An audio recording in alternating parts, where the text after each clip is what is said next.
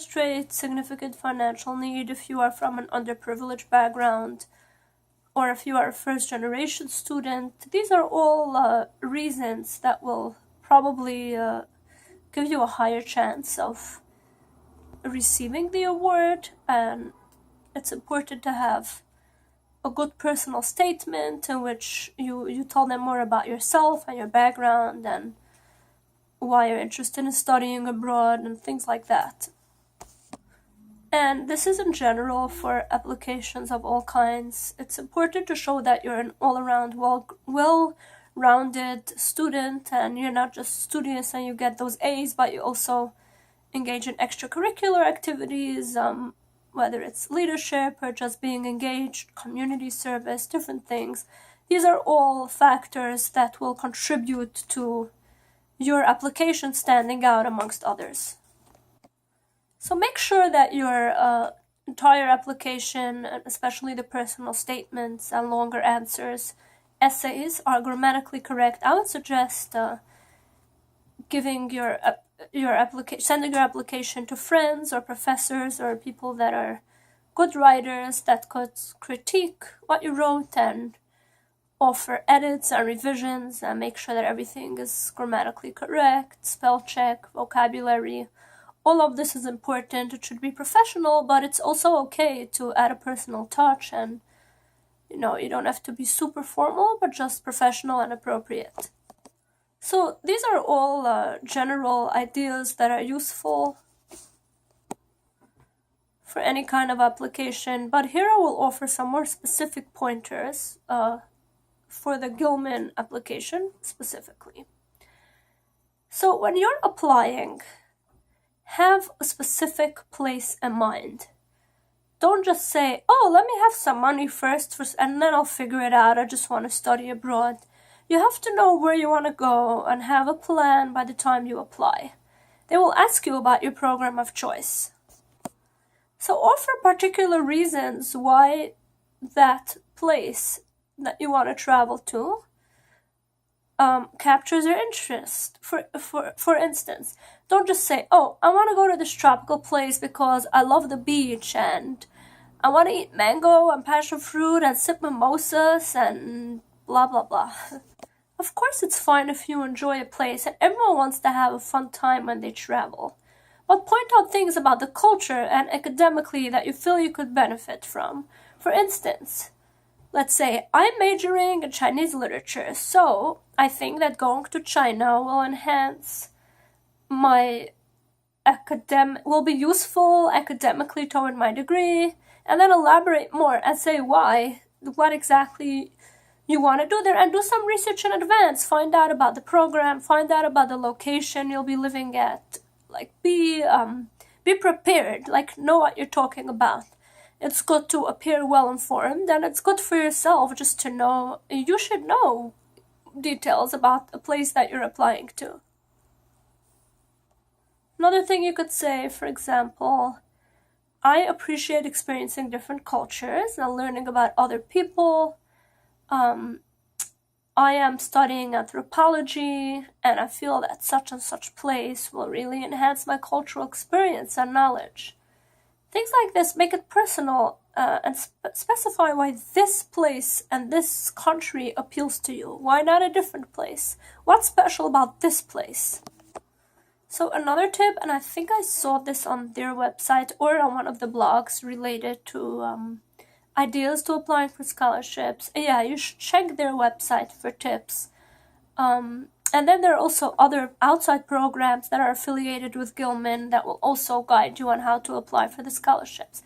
So when you're stressing on the financial aspect, how this grant will help you, and providing valid reasons as to why you're highly eligible for it, whether your family doesn't have a lot of money or because you're a busy student and you don't have time to take on additional jobs, they also want to know if you are fully relying on them or if you have some kind of backup plan.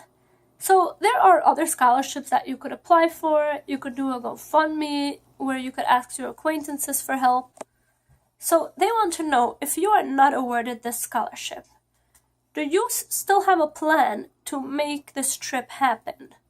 I guess maybe they want to know like how badly you want to go, if you're interested specifically in going to a place, how motivated you are. But whatever it is, they want to know what else is on your list to do other than applying to the Gilman scholarship. So, for example, I wrote that my backup plan was to apply for a student loan, for an extra loan. And I was ready to do that because I wanted to go abroad by hook or by crook. I wanted to incorporate as much travel as I could within my school years.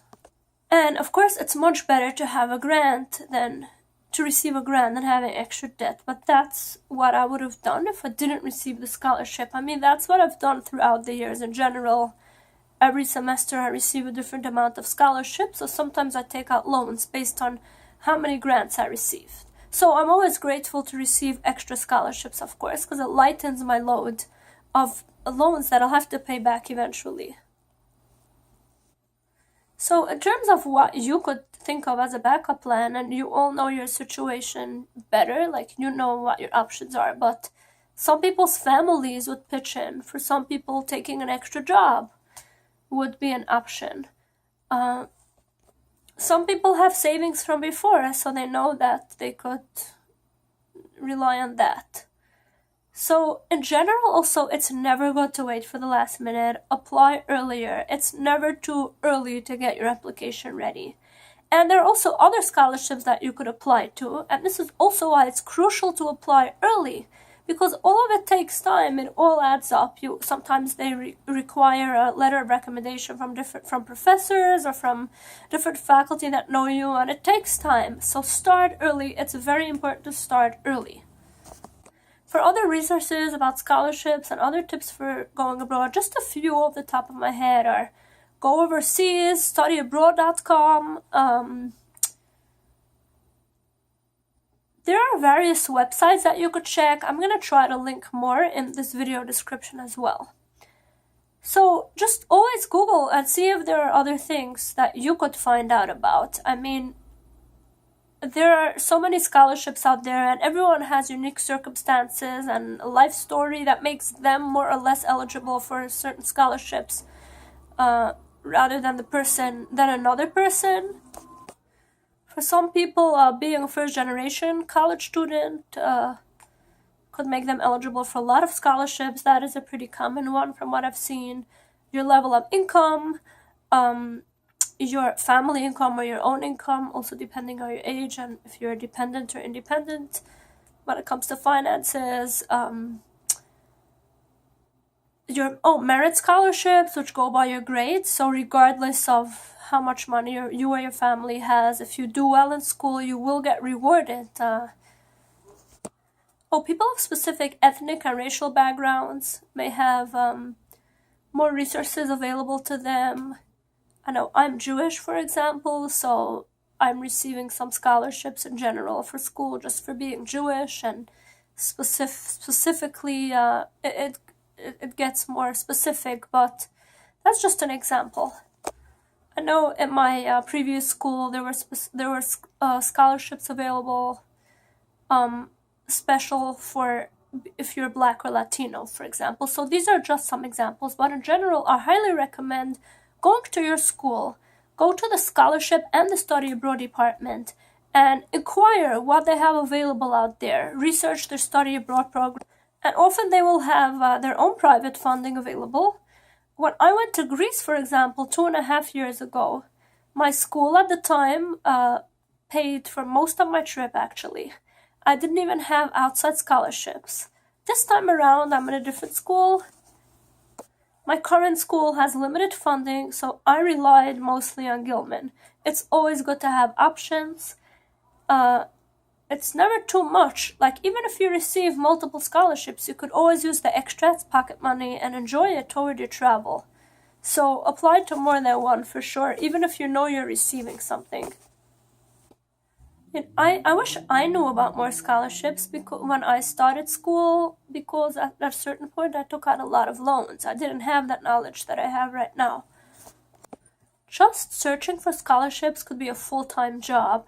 If I had to start all over again, I would dedicate at least 1 day a week just to do that, just to search for scholarships and apply and apply and apply. I've heard stories of people receiving hundreds of thousands of money in scholarships. Obviously, it's not everyday stories, but just if you're diligent and you just keep applying everywhere, and of course, if you have a good GPA and you're a good student, etc., and all that, at some point, somebody will say yes to you. A little bit here, a little bit there, it all adds up, and it's mostly free money. Of course, sometimes they require something of you. For example, whether it's passing the kindness forward in different ways, providing community service, promoting their program so other students could also benefit from it. For what you're receiving, I think it's always worth it. It's a small price to pay for what you're gaining. And also, many scholarships are prestigious. So just being able to say, I received such and such scholarship, and by the way, Gilman is a prestigious scholarship as well, will look good on your resume.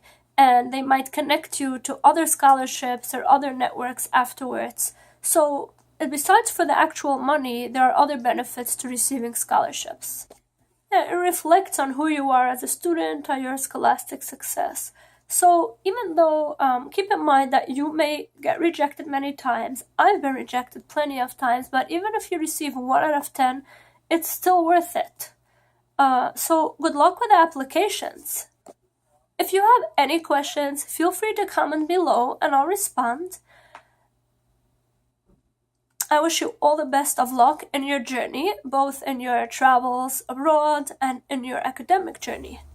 Definitely go study abroad. It's one of those things that when I speak to people that have already graduated, they often lament the fact that they did not study abroad. They say, oh, one thing I wish I could have done was I wish I studied abroad more while I was at school, because there is much more funding available for undergraduate students. Once you graduate, it's much more difficult to do it. It's still possible to travel, of course, but it's the opportunities and scholarships available are in abundance when you're still a student. There is no reason why every student should not study abroad. Even if the resources are limited, if you invest the time and you persevere for a few weeks or months, it is almost certain that if you do the right research, at some point you will find funding for your trip. In the worst case, you could do, as mentioned before, a GoFundMe. Tell people who like you about your desire to study abroad. And some people are pretty generous. I did not go that route, but I have seen my friends doing it, and it seems to work. Or you could always take an extra student loan out. So best of luck, and let me know how your travels go. Bye-bye.